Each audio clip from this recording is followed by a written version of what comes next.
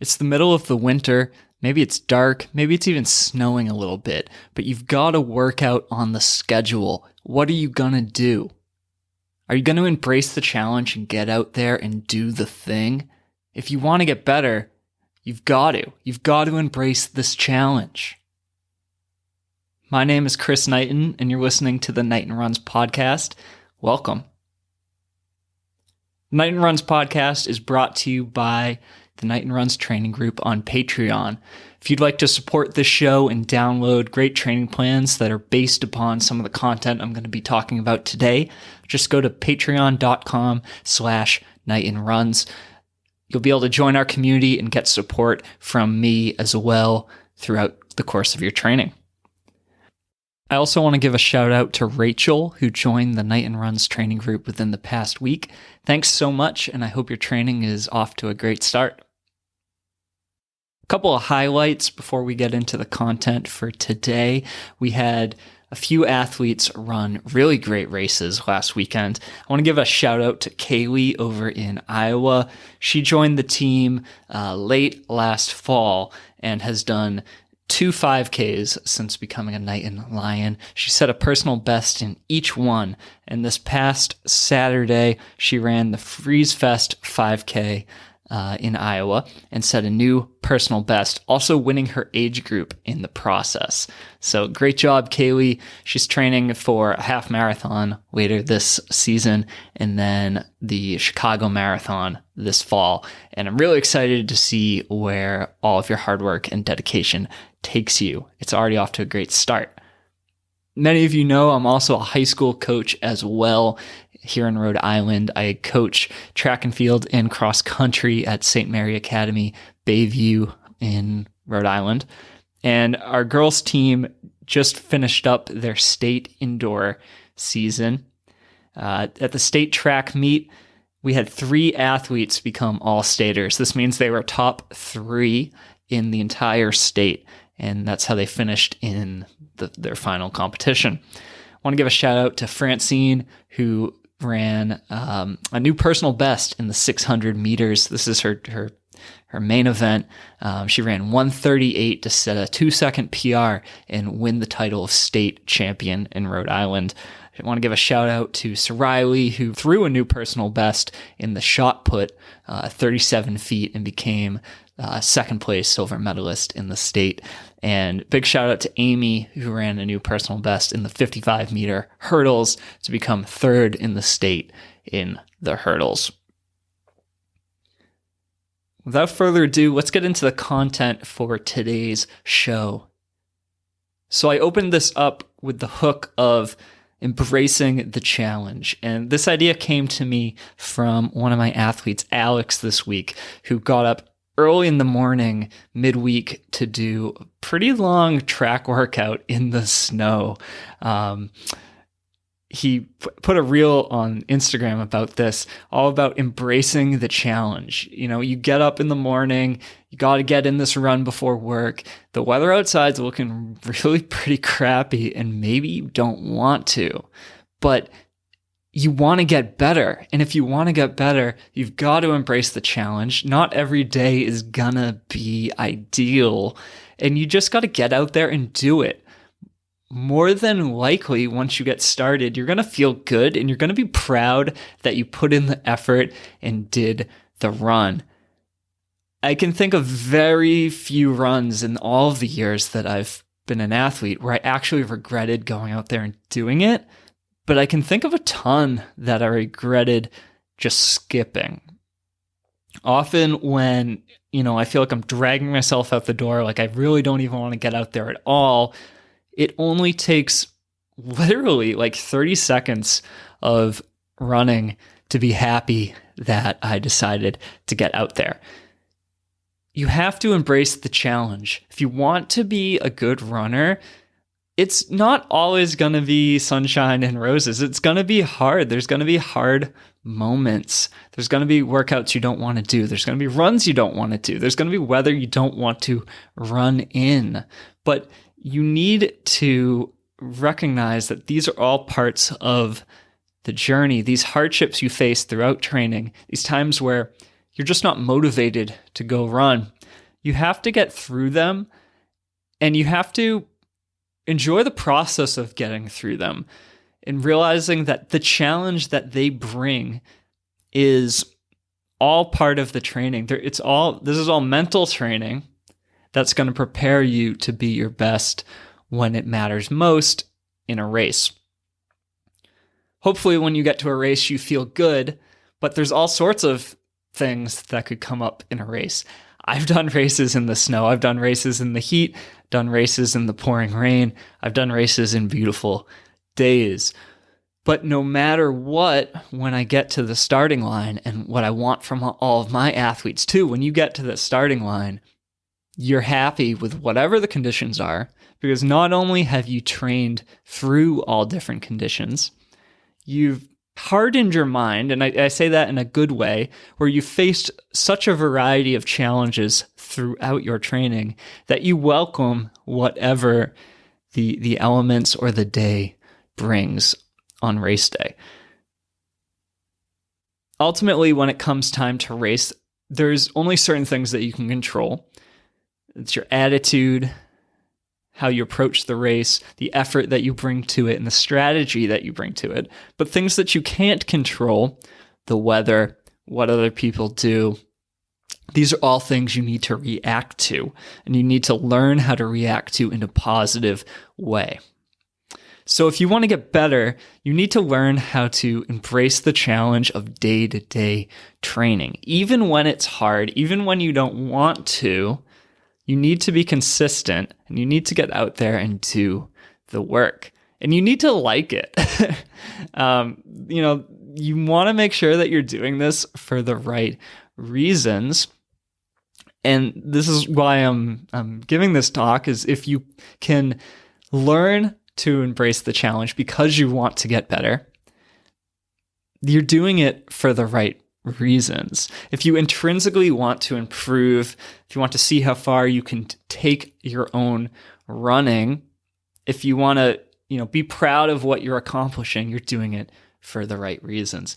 I occasionally talk to people who are signed up for a race where, maybe I don't know if they're doing it for the right reasons. And maybe I'm not one to judge other people, but if you're just doing something to do something, doing it because it's a challenge other people placed on you, trying to prove other people wrong, maybe even if it's just like a bucket list thing, maybe you're not quite doing it for the right reasons. And if that's the case, you're probably not going to go about training the right way. You're probably not going to embrace the challenge of day-to-day training. But if you genuinely want to get better, if you genuinely want to improve, and you want to see how far you can take it, you need to prepare yourself for all different types of environments. Train in a sustainable, continuous way from season to season to season, knowing that the hardships you face now and the challenges you face now in training and you overcome are going to build after your upcoming race and into your next race and into the one after that. And you'll just improve from month to month to month, to year to year to year.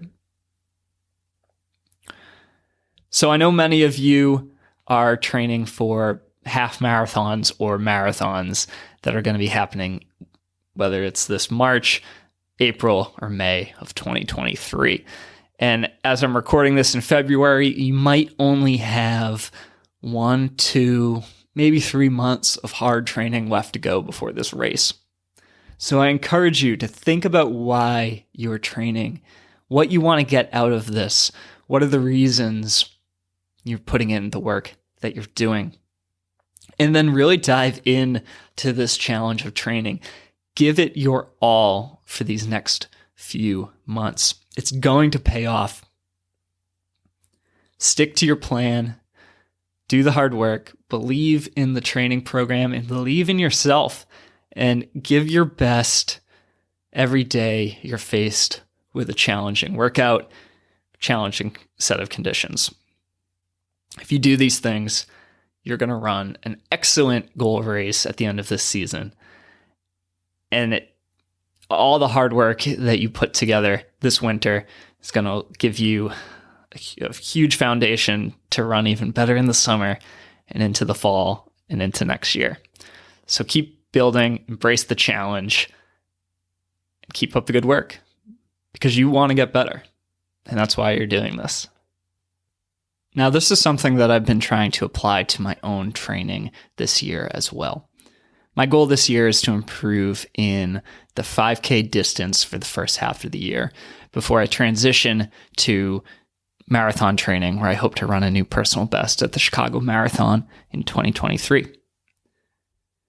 Embracing the challenge since I had my first child last June, this is something that it's become a little bit more difficult in my life to fit my running around, but I know that I have no excuses to not get out there. I can still train to the level that I want, be a great runner by following a schedule that I want to follow, getting in the hard work, and prioritizing the most important elements of my running throughout the week. I've committed to doing 2 workouts per week. Generally, I'm doing a track workout on Tuesday, some sort of a fartlek on Thursday, and then I'm getting in a pretty lengthy long run on the weekend to kind of pad my mileage a little bit and get it up higher, to kind of make up for maybe what I'm not doing midweek. Still running quite a bit midweek, but I like those long runs too, you know? But something that I've realized with my own training over, I would say, maybe the last year or so, is that in many ways, it's become a lot harder for me to continue to improve. Now that I'm 34, and I improved pretty dramatically, I would say, from the age of 28 to 32, it's become a little bit harder to improve. Actually, I need to work pretty hard now just to stay at the same level of fitness. Just going out for easy runs, no matter how much mileage I run these days, it doesn't necessarily improve my running performances. Now I really need to embrace the challenge of doing these workouts if I want to see breakthroughs. Something I've long struggled with is being consistent with getting in the 2 workouts plus a long run every week, and then consistently doing that for month after month after month. That's really what it does take to see a lot of improvement, especially as you become more advanced in your running journey with how many years you've been running. And I'm really embracing this challenge of committing to doing the 2 workouts every single week. Even if they're a little bit shorter, I want to get something in because I know that I need to do this harder running in order to improve. So today, it's kind of rainy. I am not super excited to get out the door, but I'm going to get in my fartlek this afternoon because, well, I know I need it, and I know that when I'm out there, I'm going to love it. So how I want to direct this to you is a lot of athletes come to me never having really pushed themselves hard in their training before. They've just kind of run, and every run's sort of the same thing. Maybe they push themselves in races, or push themselves in a run, but there's not a lot of structure to it, and there's not a lot of intentionality behind what they're doing. So if this is you and you feel like there's not a lot of structure to your training and you're not really sure when to push yourself and when to not, and you just kind of maybe do it when you feel like it, hopefully hearing this will make you think that, hey, if I get on a little bit more structure with my training, I'm going to start to see big improvements, because that is really how you see big breakthroughs. I see it with my athletes all the time. So by following this method and, not being afraid of the hard work and knowing that this is what I need to do because I want to get better, this is how I hope to see breakthroughs with my own running this year and run a faster 5K than I've ever run before, and then parlay that into a faster marathon at Chicago this fall. All right, and that's all I've got for you today. Bit of a shorter message today, but an important one is you have to embrace the challenge if you want to get better. getting better is not just going to be handed to you. You need to enjoy the day-to-day grind and know that it's all going to be worth it. And even when it's hard in the moment, enjoy it, because it's just awesome to be out there and have the opportunity to wake up each day with this clear path forward of what you're working towards, and know that you're working towards it, even if it's hard. I want to share with you 3 ways that you can improve as a runner right now. First one is download a copy of my book if you haven't done so already. You can go to knightonruns.com and get a free copy of my book, Run Faster Marathons, The Proven Path to PR. If you've gotten a copy of it, I'd love if you would leave a review for it on Amazon. I'm actually up to almost 50 reviews on Amazon. And as I get closer to that 100 point on how many reviews that I have, Amazon will start to promote my book more and more to others. So if you've read it and enjoyed it, I'd love if you would leave a review. It is also available for purchase on there on Amazon. Second thing is, if you enjoyed the lesson I shared with you today and you do want to start training better, you can go to patreon.com/knightonruns and download the training plans that I've put together that are based on the concepts I talk about in this show. And if you're interested in one-on-one personal coaching with me, I do have a few spots for new athletes if it's the right fit, especially if you're starting to think about your fall 2023 racing goals. Now is a great time to start to get serious and do the preliminary work and training that's going to get you ready for those fall goals. You can learn about the one-on-one coaching I do and apply if you're interested at my website, knightonruns.com/coaching. If you enjoyed the episode today, please be sure to subscribe in your podcast player. And if you do leave a review, that helps me a ton. Until next week, I hope your running is going well, and we'll chat soon. Bye.